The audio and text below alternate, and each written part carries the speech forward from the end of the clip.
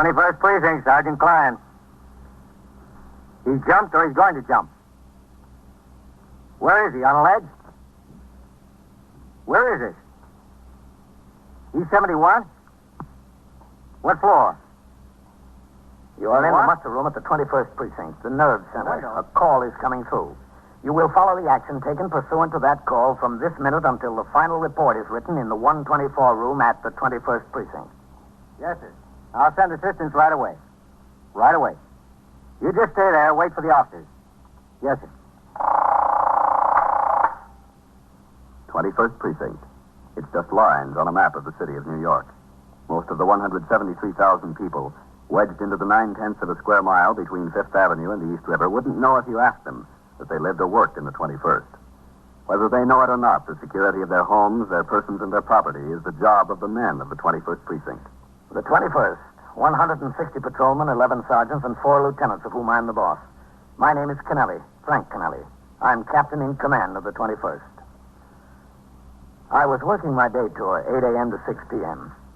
When I returned from patrol of the precinct at 2:20 p.m., the desk officer, Lieutenant Snyder, told me he had received word from the district attorney's office that 9 of my men, Sergeant Collins and 8 patrolmen, had been instructed to appear before the New York County Grand Jury at 10 the following morning. All had been at the scene when a gang of 5 safe burglars were apprehended 3 weeks earlier. I took the teletype communication concerning this matter and went upstairs to Lieutenant King's office in the 21st Detective Squad on the 2nd floor. Come in. Hello, Matt. Come in, Captain. How are you, Captain? Oh, all right, except for this communication we got. What communication is that? This. Matt, there were 4 safe and loft squad detectives there and 4 of your men when that collar was made. They don't need any of my men to make a case. For the trial, maybe, if it goes to bat, but not before the grand jury. I don't think so, Captain. All of those men are working the day tour tomorrow. Take 9 men away to really knock a hole in my platoon. Well, that's a mistake, Captain. Some assistant down there probably told his clerk to get all the police witnesses to the grand jury, and he did. Let's get it straightened out. Come in. Captain, Sergeant Fion, P.S. calling you. Oh? He's on 1. Taken on my desk, Captain. Thanks, Coleman. Captain Kennelly. Sergeant Klein, Captain. How soon will you be downstairs? In a few minutes. Can you come right away, Captain? It's important. All right. I'll be right there.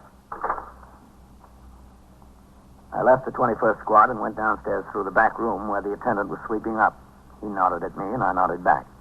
I stepped out into the muster room. Lieutenant Snyder was talking to a couple of complainants who stood before the desk. I walked over to the telephone switchboard. 21st Precinct, Sergeant Klein. All right. You take your meal now. What is it, Sergeant? Got a piece of bad news, Captain. Yes? What? A woman called in here from Queens. She said she was a neighbor of Sergeant Burns and his wife. Yes? She said that Mrs. Burns just got a telegram from the Army. Their boy was stationed at Fort Devens. He was killed in an accident this morning. That's too bad. A neighbor said she was calling from his house. Doctor's there for Fred's wife. They think you ought to come home right away. Where is he? On patrol, Captain. All right, you better call him. Yes, sir. Communications Bureau, Patrolman Nelson.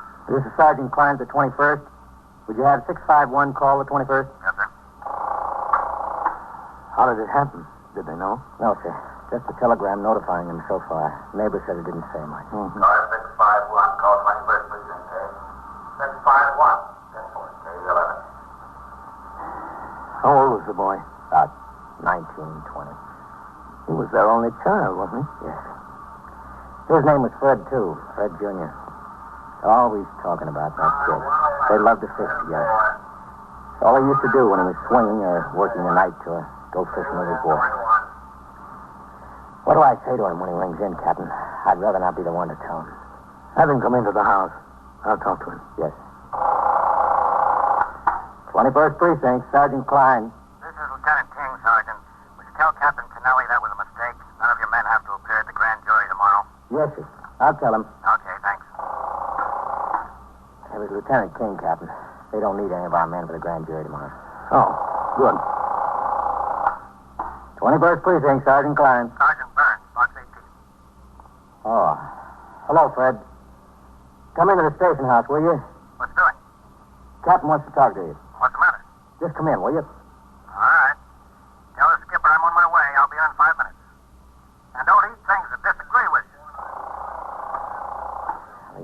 Captain. He'll be here in 5 minutes.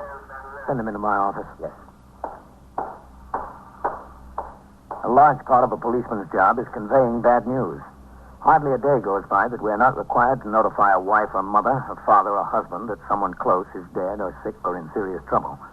These notifications are difficult enough when total strangers are involved. Telling a man you've known and worked with that his only son is dead is twice as hard. I waited in my office.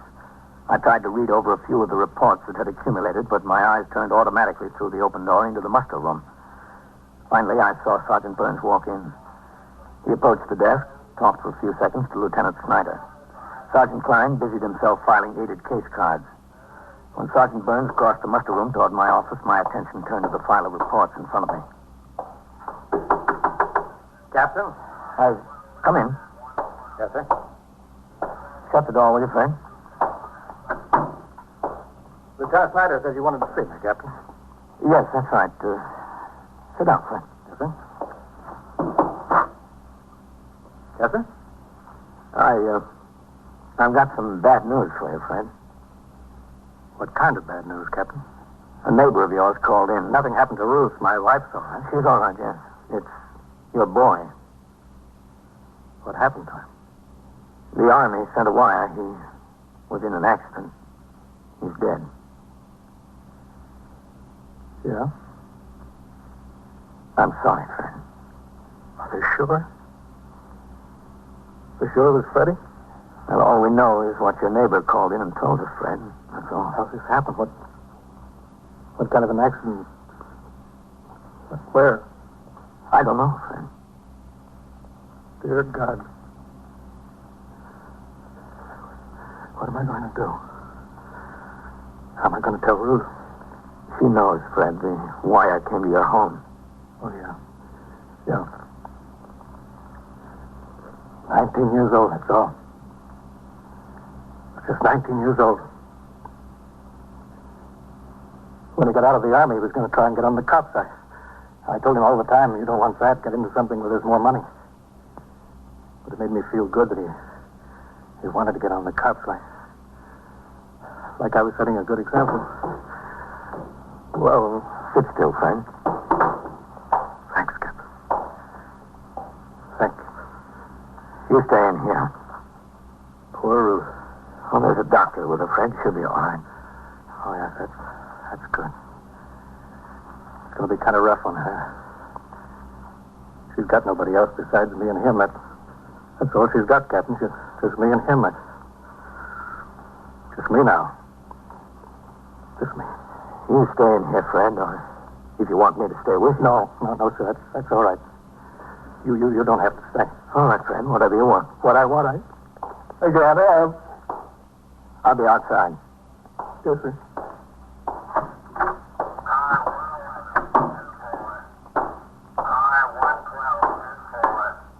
How is he? You all right, Captain?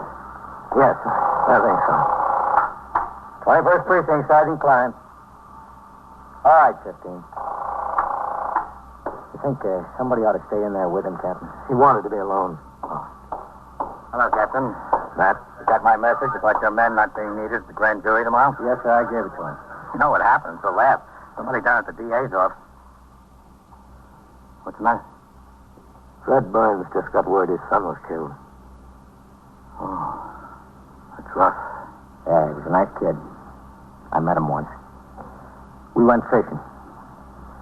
Captain, don't you think somebody ought to be in there with him? I don't know whether it's good to leave him in there alone. You ought to have company. This is one time a man doesn't need company. Not when he's crying. In about 20 minutes, Sergeant Fred Burns came out of my office. He changed to civilian clothes. I offered to have a man accompany him home. He refused. The rest of the afternoon was quiet. I turned out the platoon for the night tour at 4. From 4:30 to 6, I completed my paperwork and dictated a special report regarding changed conditions in the precinct in connection with the reopening of the schools. Shortly after 6 p.m., I signed the blotter and left the precinct to go off duty. The following day, before I reported for my night tour, I drove to the home of Sergeant Burns in Queens. I found the street with little difficulty, but every house was alike, except for the numbers on the doors. I parked my car and headed up the flagstone walk. Number 72 was a little different than the rest. There was a black wreath on the door.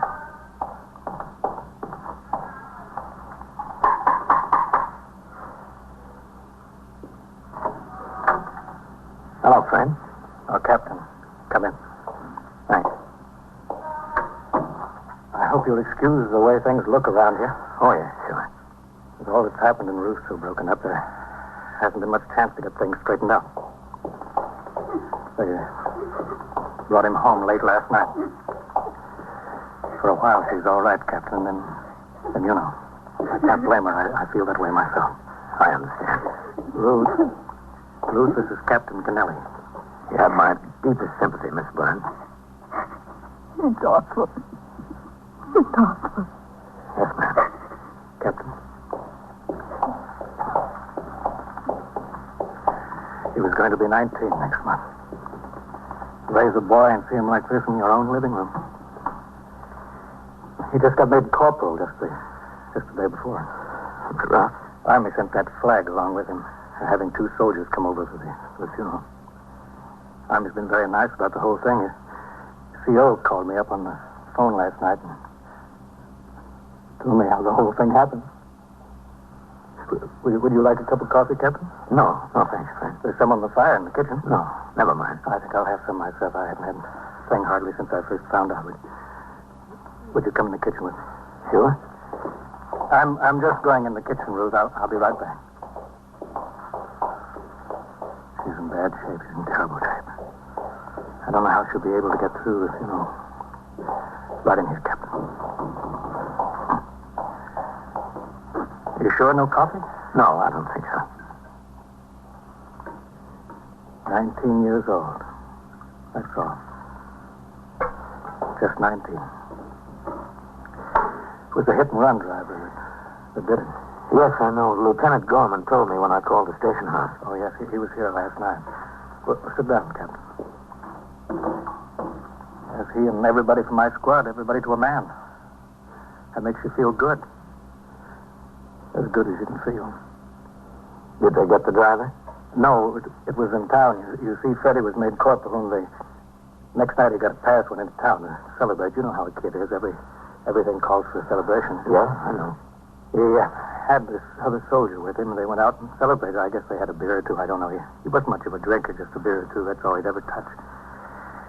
Anyway, they were walking back to get the bus for camp. I guess he stepped out into the street, and this car came along fast around the corner. The other boy got out of the way, all right, but Freddie didn't.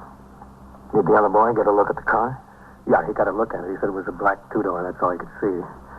The only thing he did say is he thought it was a soldier who was driving it. He couldn't even be sure of that. They're working on it, the MPs, the state police up there in Massachusetts. I hope they get the guy. You sure no coffee, Captain? No, thanks. I hope they get him. I raised that kid from nothing to 19 years old. I put about half of me into what's laid out there in that living room. Whoever it is, I want him to pay. I wouldn't want him to do it to another man's son. I want him to pay hard. I talked to Sergeant Burns a few minutes more. Finally, his wife came into the kitchen. She was a little better. He stayed out until Monday. When he reported back on the job for the night tour, I talked to him in my office for several minutes. He seemed fairly composed considering the circumstances and told me his wife had overcome the initial shock. After I turned out the platoon, I met with a committee of 3 Lexington Avenue merchants who complained of high-pressure solicitation of funds by little-known charitable organizations. I referred them to the Department of Welfare and phoned for an appointment for them to see the deputy commissioner the next day. At 5:30, I went on patrol and returned to the precinct house at 7:10 p.m. and walked over to TS. A couple of messages for you, Captain. Yeah? And there's someone waiting for you. Who's that? Well, he said he was with Take the call, Sergeant. Yes. 21st Precinct, Sergeant Klein. Where is that? Yes, ma'am. We got a call on that from someone else a few minutes ago. The officers are on the way over. They should be there any second. You're welcome, ma'am. What's that, Sergeant? A family argument over on E67. No. Who is it that's waiting for me? Lieutenant Nayland, Captain. He says he's with the 1st Army Military Police Apprehension Unit. Where is he? I asked him to wait in your office, and I told him you were due back in the house any minute. He's in there. Okay, thanks. Yes. I'll be in my office. 21st Precinct, Sergeant Klein. Lieutenant Nayland? Yes, sir. I'm Captain Kennelly. How do you do, Captain? Lieutenant Richard Nayland, 1st Army MP Apprehension Unit. I'm glad to know you. Sit down. Thank you, sir. Well, what can I do for you, Lieutenant? We got an arrest to make in your precinct, Captain. Oh? You need some assistance? Yes, sir, I think we will. But that's not the problem right now. What is? This feller's AWOL. We've had the house staked out since last night. His wife's apartment, that is. Mm-hmm. We're 90% sure he's up there, but nobody's shown their head out of the place since we've been watching. Yes? We thought either he or his wife would come out today. We'd like to wind it up, but we don't have a warrant.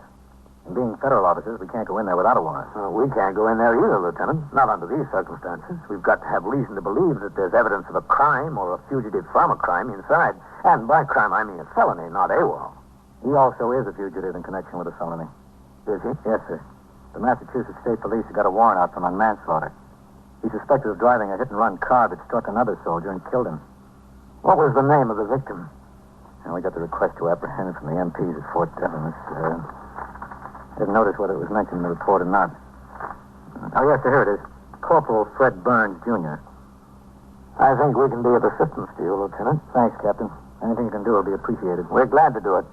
The victim's father is a sergeant of police in this precinct. Yes? Yes. Well, that's a strange coincidence. It doesn't happen every day. It's funny. I'm sorry. I guess funny is not quite the word. I told the MP officer the case was properly in the province of the detectives, and I took him upstairs to Lieutenant King's office. There, he said the suspected soldier's name was John Escher, private, first class, age 22. He said that Escher had a 24-hour pass on the same night Corporal Burns was run down. Escher borrowed a car from a friend. He returned it early the next morning. There was a large dent in the front right fender, and the headlight was smashed. Escher failed to report for duty the following day and had been AWOL since. This information had been forwarded to the 1st Army Military Police by Fort Devon's MPs with a request that Private Escher's listed residence be checked. The residence was a small flat on the 3rd floor of an old law tenement building on East 76th Street. Lieutenant King and I sought all the available information from the MP officer. How many men have you got planted over there now, Lieutenant? Well, Lieutenant, we got the request yesterday from Fort Devon. I sent 2 of my best men right to the address. We staked the place out. We haven't seen either her or him since we've been there. She hasn't come out. Well, maybe she's not there. She might have gone to meet him someplace. There's somebody there, sir. I got hold of the people who live downstairs from them. They've been hearing voices and people walking around in the Escher place. People? That's what they said. 2 people at least. Has Escher had any previous criminal records you know of, Lieutenant, before he went into the service? No, Lieutenant, no record at all. He had gone AWOL once before. That was limited to company punishment. He overstayed a leave 48 hours. Well, Captain, suppose we go have a look. All right, Matt. But there's one thing. Yes, sir? Can I use your phone to TS? Sure. Thanks. 21st Precinct, Sergeant Clark. This is Captain Kennelly. Put out a radio call for Sergeant Burns. Yes, Tell him to come into the station house. yes, right away. I think he'd like to go along. I'm sure he would, Captain. In 5 minutes, Sergeant Burns was in the station house.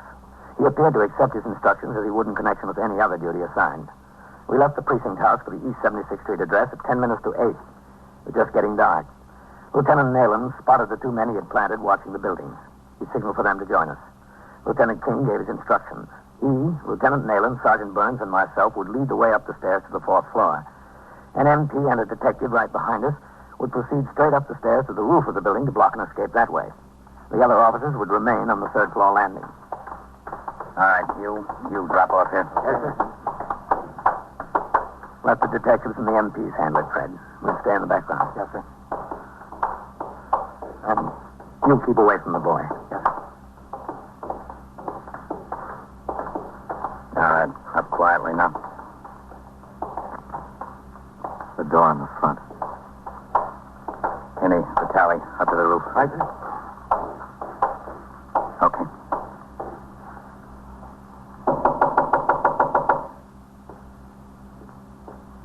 They're in there, I hear them.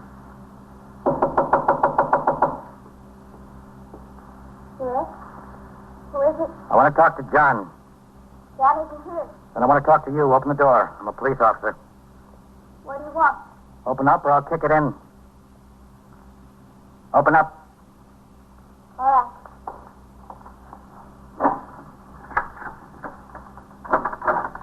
Where's John? He's not here, Honor. Isn't he? All right. He is. But please, he's scared. He's scared half to death. He told me about the accident. He did. He said he didn't see that soldier. It wasn't his fault. It really wasn't. Why didn't he stop the car? I don't know. Where is he? He don't know why either. He just didn't, that's all. Where is he? In there. In the bedroom. Is he armed? Do you have a gun? No, he doesn't have a gun. All right. Wait a minute, please. I don't know what's the matter with him. He's sick, I think. He came home and he wouldn't leave the house. He wouldn't let me leave, not even for food. He hasn't had a thing to eat all day. He's sick. I know he's sick. All right, you stand there. You take care of him. All right. Let's get him. John, open up. No. Stay away from that. Open the door. Stay away, I'm telling you. He said he'd jump out the window. That's what he said. John? All right, let's push it in. Give me a hand. Okay, Lieutenant. Go on, friend. Yes, sir. Together. Now. Stay away. Again. Now. Warning you. Once more. Quick. Don't come any closer. Get out of that window, boy. What are you trying to prove? Don't come any closer. I'll jump. I swear I'll jump. That's 4 floors down to the street. I know what it is. Don't come any closer now. I'm warning you. Don't. Now, look, John. Stay where you are. Well, he really will. He told me he would. We can stay here all night, John. We've got all the time in the world. Stay there if you want. If you come any closer, I'll jump. I swear I will. Ring in for ESD and an ambulance. Tell them what we've got. Okay, Captain. Come out of that window, boy. Get some sense. No, I'm not. This isn't so bad. Not worth dying over. Isn't it? Can I talk to him, Captain? Matt? Sure, Fred. Go ahead. Listen, son. I'm not listening. Don't try to calm me. All right, you're in a little trouble. Everybody's been in a little trouble. Stay where you are. I'll go out, I swear. That'd be a smart thing to do, wouldn't it? That's going to solve everybody's problems, huh? It'll solve mine. What about your wife? What about your folks? Look, don't try to con me. Stay where you are now. All right, now come on, get out of there. Why make things worse than they are? It's not that bad. Plenty bad. Not so bad. For other people, maybe. Everybody knows you're sorry about running down that soldier. And AWOL isn't anything. It's nothing. I'm telling you, stay away. I'll go out. Do you know the soldier that you ran down? No, I didn't know. Well, then what are you worried about? Come on out of the window. You're throwing your life away over something that doesn't mean a thing to you. You'd probably get out of this whole thing anyway. It was an accident. Kid stepped off the curb. Right in front of you. He did. He did. I had the light with me. It wasn't my fault. I didn't even see him. I just got a little excited, that's all. Just a little All excited. right, now, come on. Let's sit down and talk about it, John. Just tell us about it. What'll they do to me? Nothing much. Take my word for it. What's your guarantee? I don't have any guarantee. You'll have to take your chances. But look at the chance you're taking going out the window. All right. Now close the window. Sit down in that chair. Yeah. All right. Here's a cigarette. Smoke it and relax. All right. Get back on the job, you men. Show's over. All right, sir. Good work, friend. Thanks, Sergeant. I really didn't want to go out the window. I didn't know what else to do about it.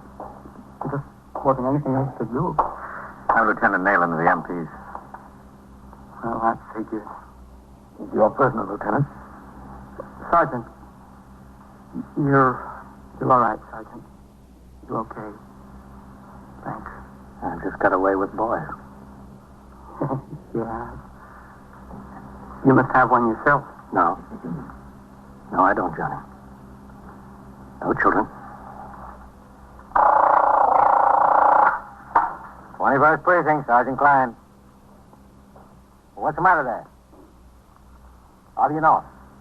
And so it goes. Around the clock, through the week, every day, every year. The police precinct in the city of New York is a flesh and blood merry-go-round. Anyone can catch the brass ring, or the brass ring can catch anyone. 21st Precinct, a factual account of the way the police work in the world's largest city, is presented with the official cooperation of the Patrolmen's Benevolent Association, an organization of more than 20,000 members of the Police Department City of New York. Everett Sloan in the role of Captain Kennelly, Ken Lynch as Lieutenant King. Featured in tonight's cast were Wendell Holmes, Lawson Derby, Ralph Camargo, George Petrie, Michael Dreyfus, and Elaine Ross. Written and directed by Stanley Niss. Produced for CBS Radio by John Ives. Gaylord Avery speaking.